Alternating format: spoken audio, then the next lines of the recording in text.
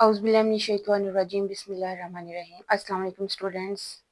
आज हम बात करेंगे base and derive quantities and their units और हम अंडरस्टैंड करेंगे कि कौन कौन सी क्वांटिटीज़ हैं, इनके सिंबल्स क्या हैं, इनकी ऐसे यूनिट्स कौन सी यूज़ होती हैं और यूनिट्स के सिंबल क्या हैं और इनको मेमोराइज़ करने की कोशिश करेंगे।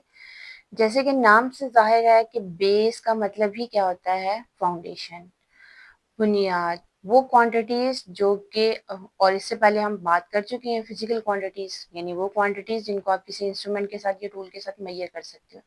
इट मींस कि base quantities and derive quantities जो हैं ये सारी की सारी क्या हैं, फिजिकल क्वांटिटीज हैं। आप उनको मेजर कर सकते हैं इंस्ट्रूमेंट के साथ एंड टूल्स के साथ।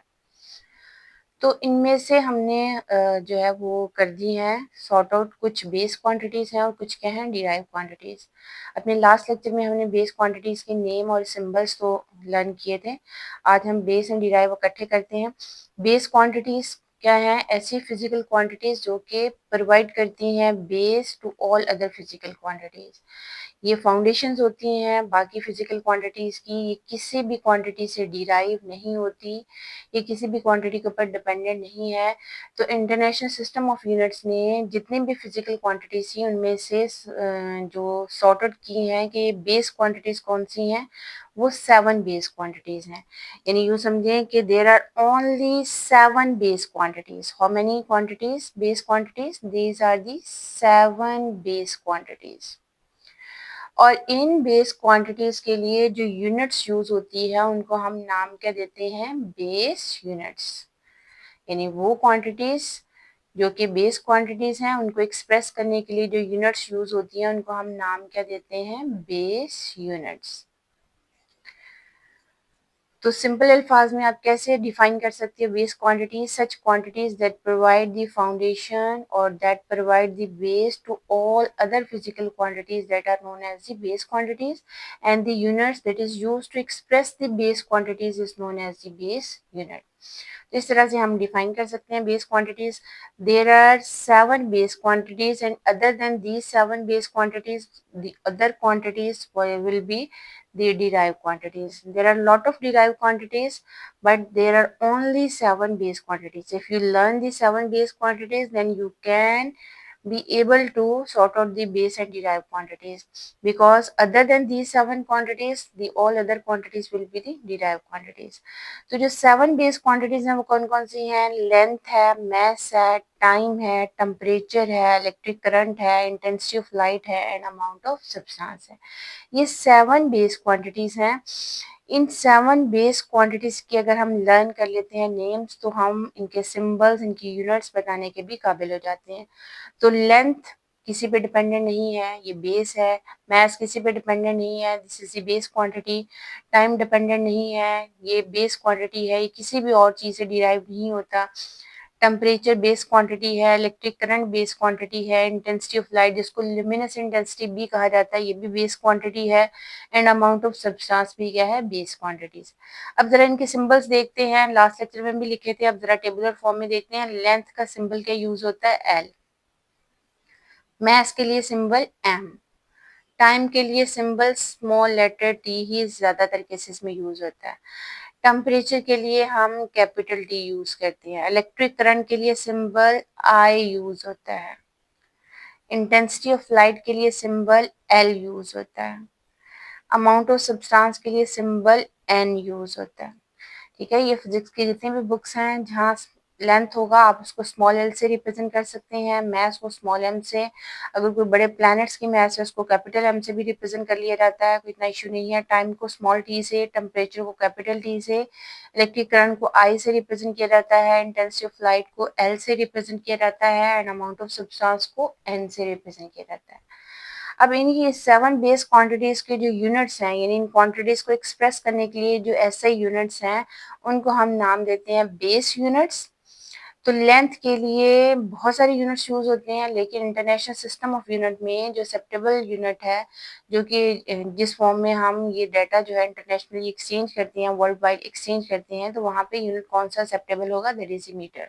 वैसे तो आप लेंथ मिलीमीटर में भी मेजर कर लेते हैं, इंचेस में मेजर करते हैं आप, मीटर, किलोमीटर, इनकी बहुत सारी यूनिट्स यूज होती हैं, लेकिन जो इंटरनेशनली एक्सेप्टेबल यूनिट होगा वो कौन सा होगा, मीटर होगा। और मीटर के लिए सिंबल हम यूज करते हैं एम, यानी इस कॉलम में जो हम लिख रहे हैं that is the symbol that is use to express the base units. Metre के लिए सिंबल कौन सा यूज होता है, एम। सिमिलरली किलोग्राम जो है, किलोग्राम के लिए सिंबल हम यूज करते हैं केजी। मैथ्स का यूनिट क्या होता है, किलोग्राम। मैथ्स के लिए ग्राम यूनिट भी यूज होता है, किलोग्राम यूनिट भी यूज होता है, मिलीग्राम्स भी होते हैं, लेकिन जो इंटरनेशनली एक्सेप्टेबल यूनिट होता है मैथ्स का दैट इज ई किलोग्राम। जो इंटरनेशनल ऐसे यूनिट है मैथ्स का वो हमेशा क्या लिखा जाएगा, किलोग्राम। और फिजिक्स में हम ऐसे यूनिट ही यूज करते हैं, बाकी यूनिट्स को हम नहीं यूज करेंगे। अगर कोई किसी और फॉर्म में यूनिट्स गिवन होगा तो हम उसको हमेशा कन्वर्ट किया करेंगे ऐसे यूनिट्स में, ठीक है। अगर कोई सेंटीमीटर में लेंथ होगी तो हम उसको कन्वर्ट करेंगे हमेशा मीटर में। अगर किसी ने किसी डाटा में हमें मैथ्स जो गिवन है वो मिलीग्राम में गिवन है तो हम उसको किलोग्राम में चेंज करेंगे। अगर ग्राम में गिवन है तो तब भी हम उसको किस में चेंज करेंगे, किलोग्राम में। सिमिलरली बेटा टाइम बेस क्वांटिटी है, टाइम के लिए सिंबल टी यूज होता है, टाइम के लिए जो बेस यूनिट यूज होगा दैट इज इज सेकेंड, ठीक है। तो मिनट्स भी होते हैं, आवर्स भी होते हैं, लेकिन ऐसे यूनिट जो है वो टाइम का वो कौन सा यूज होता है, सेकेंड। और सेकेंड के लिए सिंबल क्या है, स्मॉल एस से रिप्रेजेंट किया जाता है। टेम्परेचर, टेम्परेचर को सेल्सियस में मेजर किया जाता है, फ़ारेनहाइट में मेजर किया जाता है, लेकिन जो ऐसे सिस्टम में यूनिट है दैट इज दी केल्विन। ये कौन सा यूनिट है, दैट इज दी केल्विन। तो केल्विन को हम रिप्रेजेंट करते हैं किसके साथ, के साथ। इलेक्ट्रिक करंट आई से रिप्रेजेंट होता है। Electric current is the base quantity और उसका बेस यूनिट है ampere. After the name of the scientist जो है ये एम्पेयर यूनिट यूज होता है, क्योंकि ये पूरा का पूरा कॉन्सेप्ट जो है वो एम्पेयर ने दिया था। तो एम्पेयर के लिए सिंबल हमेशा कैपिटल ए यूज होगा। इंटेंसिटी ऑफ लाइट जो है ल्यूमिनस इंटेंसिटी भी कहलाती है। इंटेंसिटी ऑफ लाइट के लिए जो यूनिट यूज होता है वो कैंडेला, और कैंडेला को हम रिप्रेजेंट करते हैं सी डी के साथ। अमाउंट ऑफ सब्सटेंस को एन से रिप्रेजेंट किया जाता है, और जो अमाउंट ऑफ सब्सटेंस का यूनिट है ये भी after the name of the scientist है, मोल। और मोल के लिए सिंबल यूज होता है MOL। ओके, तो 7 बेस क्वांटिटीज, इनके symbols and base units and base unit के सिंबल्स। अच्छा, अब अगर आपको ये बात क्लियर हो गई है कि जहां भी 10 मीटर लिखा हुआ होगा तो इट मीन्स कि कौन सी क्वांटिटी को रिप्रेजेंट करेगा, लेंथ को, ठीक है। अगर कहीं लिखा हुआ है 1 kg तो ये किस क्वांटिटी को रिप्रेजेंट करेगा, मास को। अगर लिखा हुआ है 2 सेकेंड तो ये किस क्वांटिटी को रिप्रेजेंट करेगा, टाइम को। अगर लिखा हुआ है 100 केल्विन तो ये किसको रिप्रेजेंट करेगा, टेम्परेचर को। अगर कहीं लिखा हुआ है 3 एम्पेयर, 4 एम्पेयर, यानी 4A लिखा हुआ है तो 4 न्यूमेरिकल वैल्यू और A क्या है, उसका यूनिट है, तो ये किस क्वांटिटी को रिप्रेजेंट कर रहा होगा, इलेक्ट्रिक करंट को। अगर कहीं लिखा हुआ है CD तो इसका मतलब है कैंडेला है। कैंडेला किसका बेस यूनिट है, that is the intensity of light. Similarly कहीं सी भी फिजिकल क्वांटिटी की आपने मेजरमेंट ली है, उसके एंड पे हमने मोल लिखा हुआ है, तो मोल किस फिजिकल क्वांटिटी को रिप्रेजेंट करेगा, अमाउंट ऑफ सब्सटेंस को। तो ये जो 7 बेस क्वांटिटीज है, अगर हम इसको अच्छी तरह लर्न कर लेते हैं तो हम इस काबिल हो जाएंगे कि हम बता सकेंगे कौन सी बेस क्वांटिटी है और कौन सी क्या है, डिराइव क्वांटिटी। ये 7 बेस क्वांटिटीज के अलावा जितनी फिजिकल क्वांटिटीज होंगी वो किस कैटेगरी में आएंगी, डिराइव क्वांटिटीज में। तो बेस क्वांटिटीज क्या है, बेस क्वांटिटीज प्रोवाइड करती हैं foundation to all other quantities, यानी बेस जो क्वांटिटीज हैं that provide the foundation to all other quantities. Base quantities are the base that does not depend to any other physical quantity, that provide the foundation to all other physical quantities. Provide foundation. और जो base units होती हैं, base units जो हैं that is the unit to express the base quantity. Base units क्या है, these are the units to express the base quantities.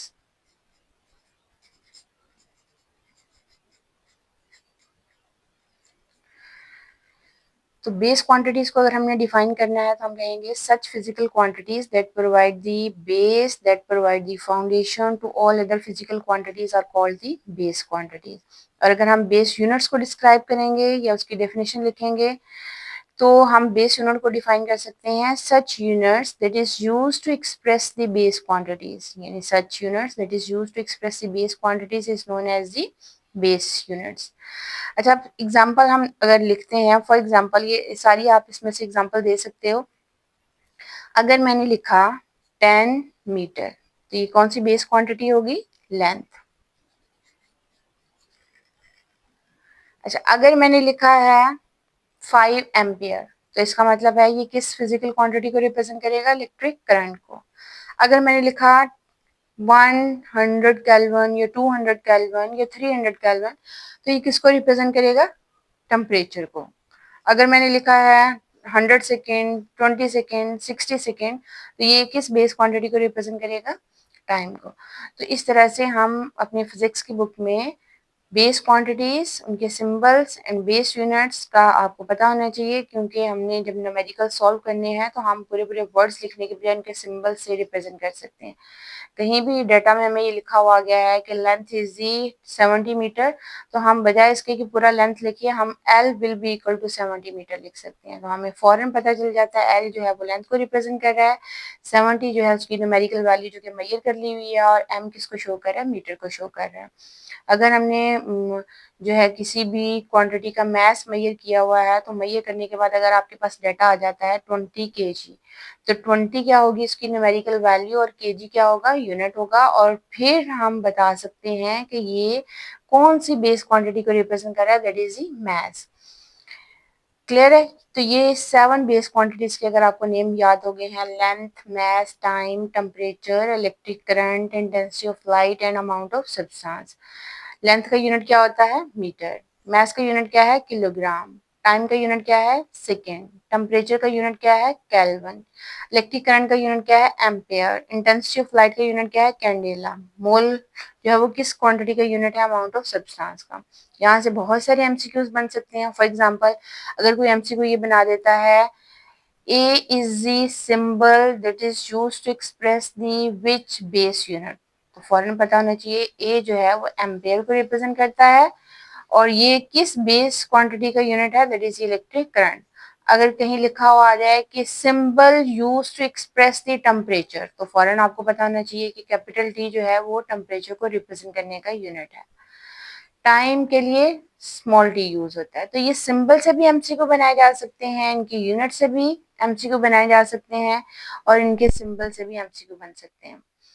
Clear होगी बात? अच्छा, अब बेस क्वांटिटीज की तो अगर आपको बात क्लियर हो गई है कि these provide the foundation to all other physical quantities, ये किसी से डिराइव नहीं होती। ये क्वांटिटीज मजीद हम इसको डिराइव करके किसी और फॉर्म में कन्वर्ट नहीं कर सकते। They provide the base, they provide the foundation to all other physical quantities. लेकिन जो डिराइव क्वांटिटीज होती हैं बेटा, डिराइव का मतलब ही क्या है? किसी चीज से निकाली हुई, किसी चीज से अक्स की हुई। तो डिराइव जो है ये डिपेंड करती है बेस क्वांटिटीज के ऊपर, यानी it these physical quantities are derived from the base quantities. These quantities are derived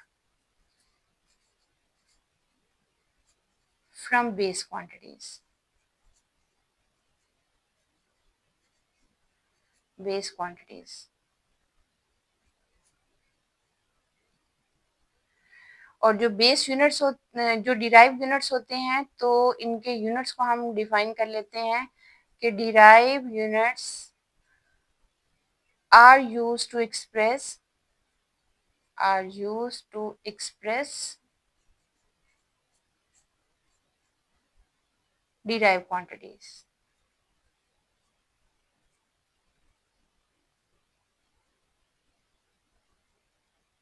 ये स्पेस कम है तो मैंने ऐसे लिख दिया। derived quantities क्या हैं? These quantities are derived from the base quantities, they dependent upon the base quantities।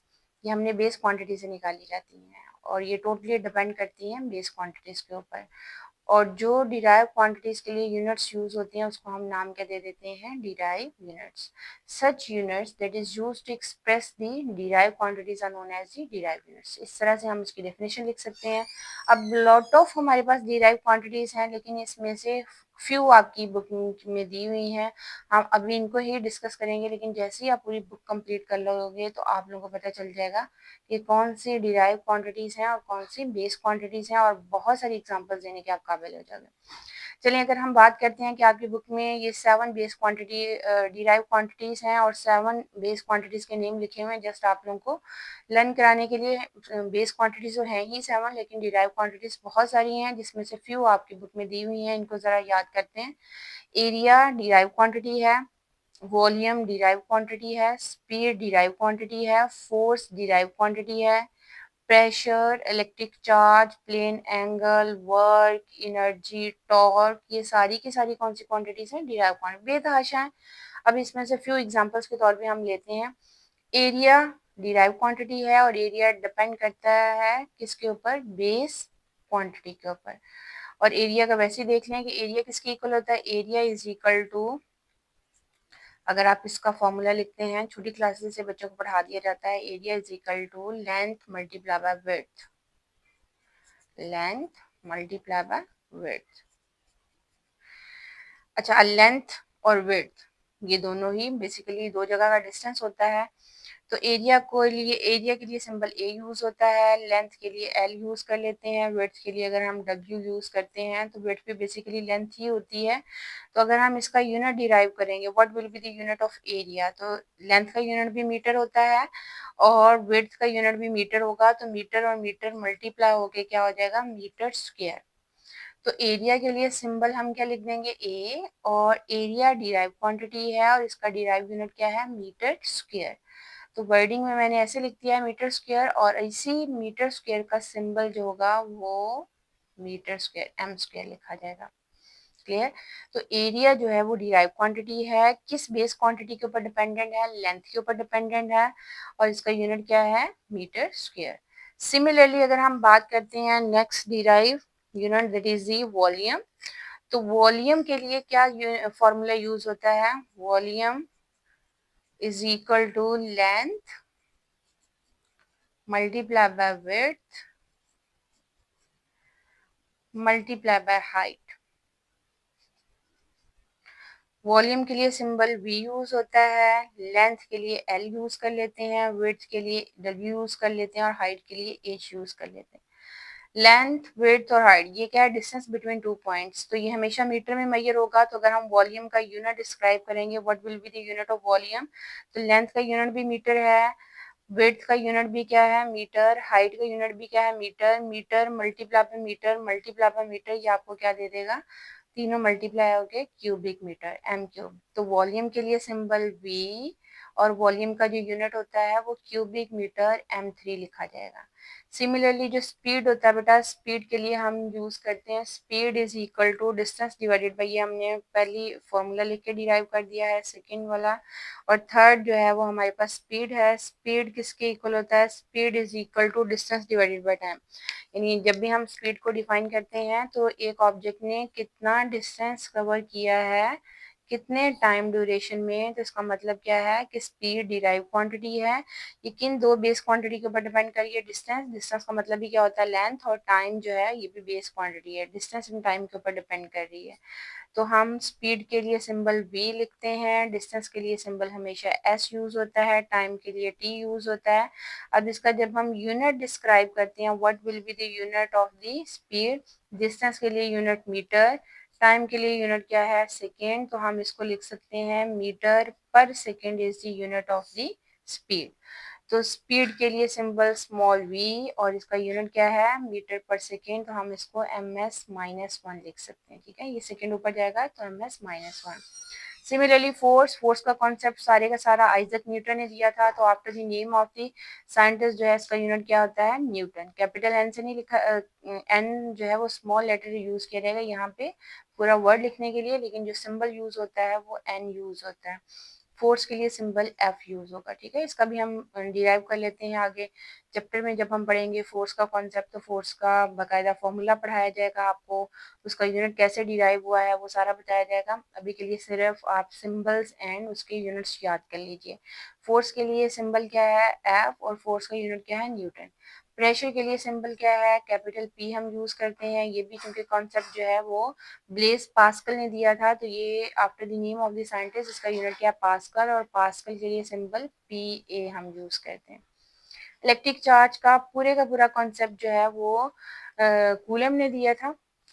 तो कूलम जो है वो डिराइव क्वांटिटी है किस सॉरी डिराइव यूनिट है किस डिराइव क्वांटिटी का इलेक्ट्रिक चार्ज का। तो इलेक्ट्रिक चार्ज के लिए सिंबल जितने भी बुक्स हैं कैपिटल क्यू से भी रिप्रेजेंट किया जाता है या फिर स्मॉल क्यू से भी कई जगहों पे रिप्रेजेंट किया जाता है। तो इलेक्ट्रिक चार्ज के लिए सिंबल क्यू, और इसका जो एसआई यूनिट है that is coulomb, that is also the name of the scientist. तो कूलम के लिए सिंबल कैपिटल सी यूज होता है। प्लेन एंगल क्योंकि टू डायमेंशन में होता है उसके लिए कई सिंबल्स यूज किए जाते हैं। छोटी क्लासेस में हम एंगल का ऐसे सिंबल यूज करते हैं, लेकिन अब जैसे हम मैट्रिक में आते हैं और ऑनवर्ड फर्दर जितनी भी बुक्स होंगी आपकी फिजिक्स की, उसमें मेजॉरिटी केसेस में प्लेन एंगल का सिंबल थीटा ही यूज होता है। ठीक है, या छोटी क्लासेस में इस तरह से सिंबल भी प्लेन एंगल के लिए यूज किया जाता है एंगल का सिंबल, लेकिन थीटा यूज होता है ज़्यादातर।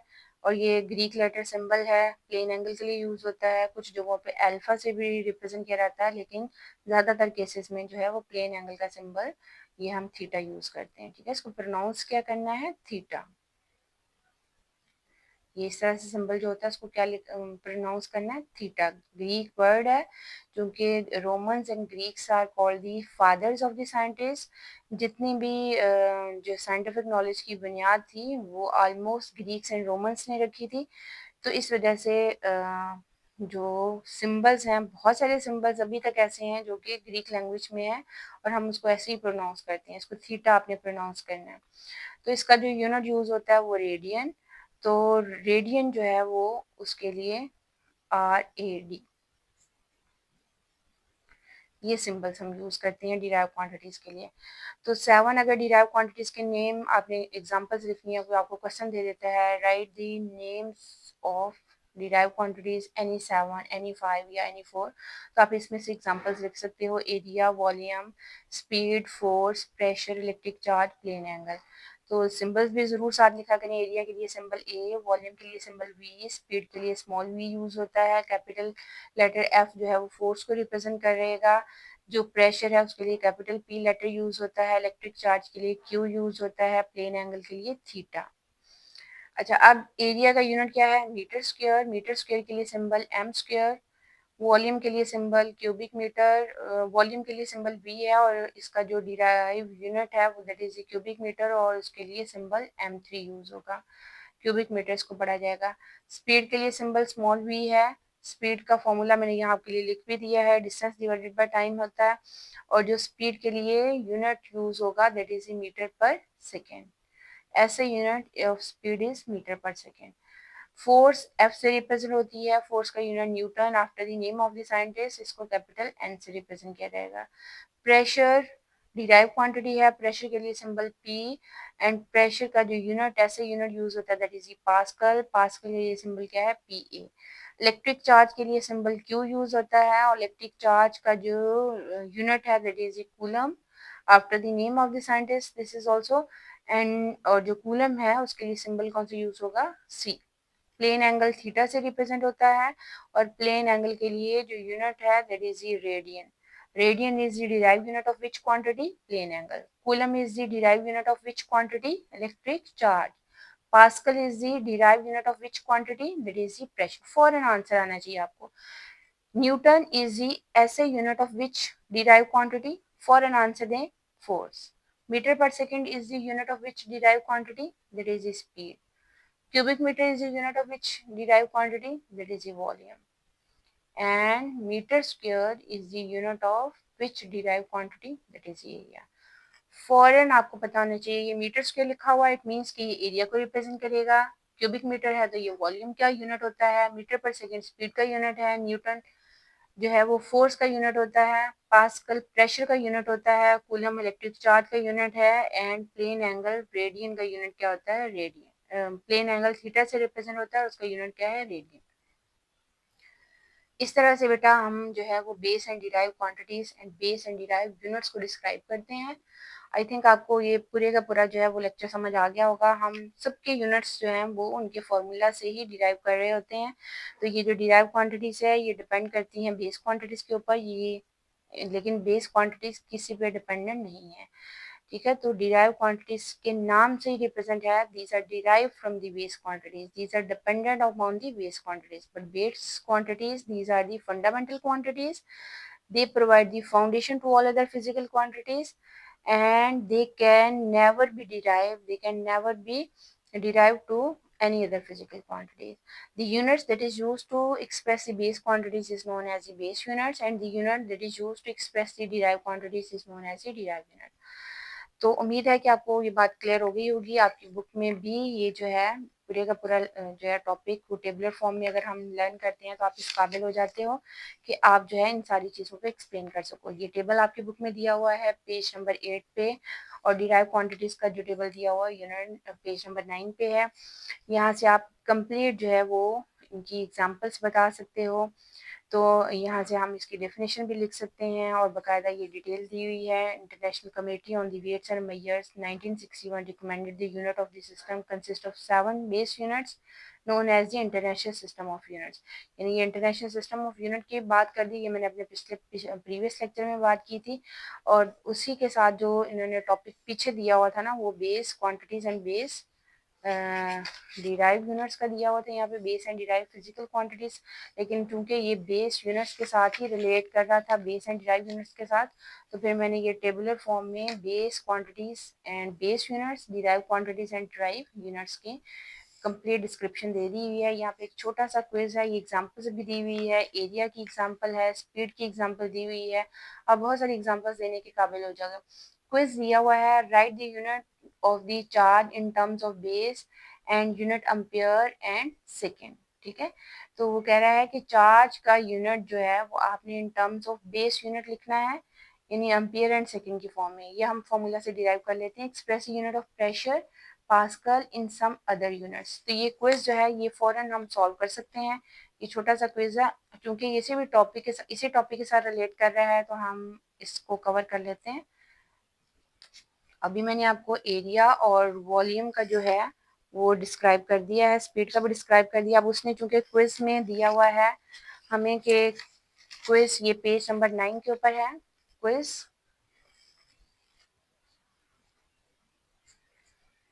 पेज नंबर 9 जो क्विज है, क्विक क्विज, क्विक क्विज। अच्छा, इसका ए पार्ट जो उसने पूछा है, right the unit of charge in terms of base unit, यानी चार्ज जो है उसको आपने in terms of base unit लिखना है। सबसे पहले तो हम चार्ज के लिए लिखते हैं, यानी जो क्वेश्चन है charge in terms of base, sorry R लिखना भूल गए, चार्ज इन टर्म्स ऑफ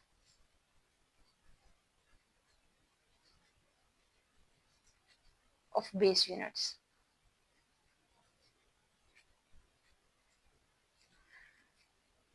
अच्छा, सबसे पहले तो आपको बात क्लियर होनी चाहिए, चार्ज किसका यूनिट है, चार्ज डिराइव क्वांटिटी है, और डिराइव क्वांटिटी का जो यूनिट है वो क्या है, कूलम। तो हम सबसे पहले जो है चार्ज का फॉर्मूला लिखते हैं, चार्ज इक्वल टू होता है बेटा इलेक्ट्रिक करंट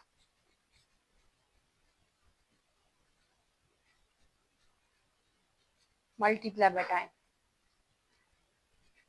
इलेक्ट्रिक करंट होता है चार्ज डिवाइडेड बाय टाइम, यानी टाइम इधर आके डिवाइड हो जाता है तो इलेक्ट्रिक करंट का फॉर्मूला बन जाता होता है electric current is equal to charge divided by time, और इसी से क्रॉस मल्टीप्लिकेशन करते हैं तो charge is equal to electric current multiply by time.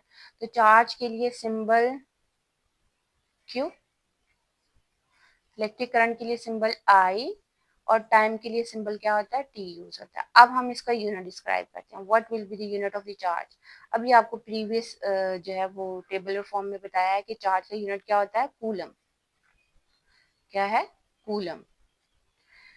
और कूलम किसके इक्वल होगा? इलेक्ट्रिक करंट का यूनिट क्या होता है? एम्पियर। क्या है? एम्पियर। और टाइम का यूनिट क्या होता है? सेकेंड।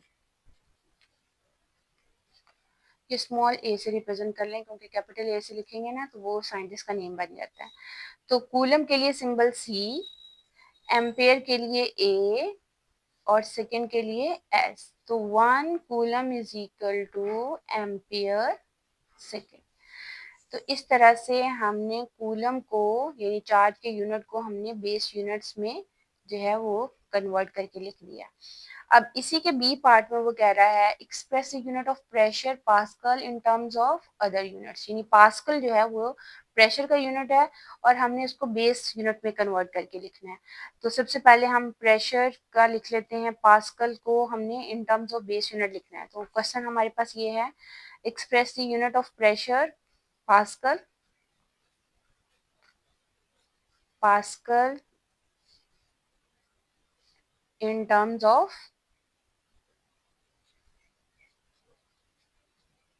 other units,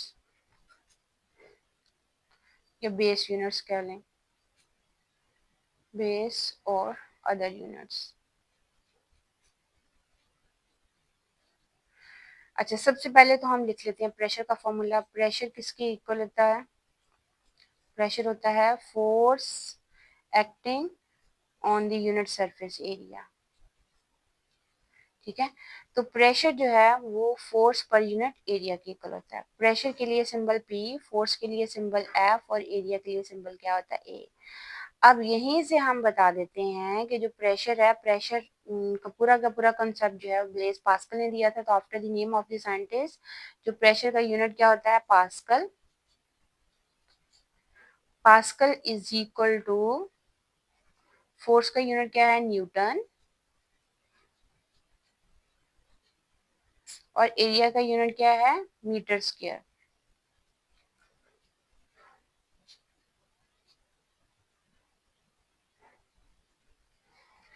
तो पास्कल के लिए सिंबल पी ए, न्यूटन के लिए सिंबल क्या होता है? एन, और मीटर स्क्वायर को हम एम स्क्वायर लिख सकते हैं। तो हम यहीं से बात कर सकते हैं कि 1 पास्कल किसके इक्वल होगा? 1 pascal is equal to newton per metre square. ठीक है, आप न्यूटन को भी आगे कन्वर्ट कर सकते हैं बेस यूनिट्स में, लेकिन इस क्वेश्चन में उसका मतलब यही है कि convert the pascal in terms of other units, यानी बेस यूनिट्स ने कहा इन terms of other units, Newton per metre square की फॉर्म में लिखना है। आगे हम इसको कन्वर्ट भी कर सकते हैं, लेकिन ये ज़्यादातर केसेस में हम नहीं लिखते। हम सिर्फ जो है 1 pascal is equal to 1 newton per metre square की फॉर्म में लिखते हैं। अभी आप लोगों का चूंकि बेसिक है, मैट्रिक लेवल है, तो इसमें अभी इतना ही काफ़ी है। आगे इसको न्यूटन को आगे बेस यूनिट में भी कन्वर्ट किया जा सकता है। तो पहले ये सीख लीजिए आप लोग, उसके बाद हम इसको कन्वर्ट करना और भी सीख लेंगे। तो प्रेशर का यूनिट क्या है? पास्कल। पास्कल किसके इक्वल है? न्यूटन पर मीटर स्क्वायर के इक्वल। उम्मीद है कि ये आपको क्विज समझ आ गया होगा। हम फॉर्मूला से ही आगे इनकी यूनिट डिस्क्राइब कर रहे होते हैं और उसी से आगे सिंबल्स लिखते हैं। चार्ज है गया है electric current multiply by time.